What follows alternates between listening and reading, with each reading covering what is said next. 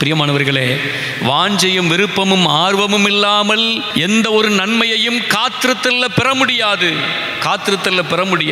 படிக்கிற பிள்ளைகளா இருக்கட்டுமே, சும்மா நான் புக்க தூக்கி படிக்கிறேங்க பிள்ளைகள்லாம் வெற்றி பெற முடியுமா? அதில் ஒரு ஆர்வம், ஒரு வாஞ்சை, தீராத விருப்பம் இருக்க வேண்டும். அதே போலதான் தேவனுடைய சமூகத்தில் காத்திருப்பதனால் ஏராளமான நன்மைகள் கிடைக்கிறது. ஆனால் நம்ம எல்லாம் காத்திருத்தல்ல இந்த ஆர்வம் இருக்க வேண்டும், இந்த விருப்பம் இருக்க வேண்டும். ஆலய வாஞ்சை நமக்குள்ள எத்தனை பேர்கிட்ட இருக்குது? மெய்யான ஆலய வாஞ்சை இருக்கும் என்றால் முதல் மணி அடிக்கும் பொழுது இந்த ஆலயத்துக்கு வரணும் அப்படிங்கிற ஒரு விருப்பம் நம்ம தானாகவே தொற்றிக்கொள்ளும். ஆலய வாஞ்சை, ஜெப வாஞ்சை இருக்கும் என்றால் எப்பொழுதெல்லாம் ஆலயத்தில் ஜெப வேலை இருக்கிறதோ அதில் நான் பங்கெடுக்க வேண்டும், நான் ஜெபிக்க வேண்டும். தேவன் எனக்கு தந்திருக்கிற ஜெபக்குள்ள இணைந்து நான் ஜெபிக்கணும். இந்த ஜெப ஆர்வம், ஆண்டுடைய பிரசன்னத்தை வாஞ்சித்தல். ஆலயத்தில் நேரம் கிடைக்கும் பொழுதெல்லாம் வந்து காலை மாலைகளை வந்து ஆண்டவரே உங்களுடைய பிரசன்னத்தை வாஞ்சிக்கிறேன் என்று நான் சொல்ல முடியுமா?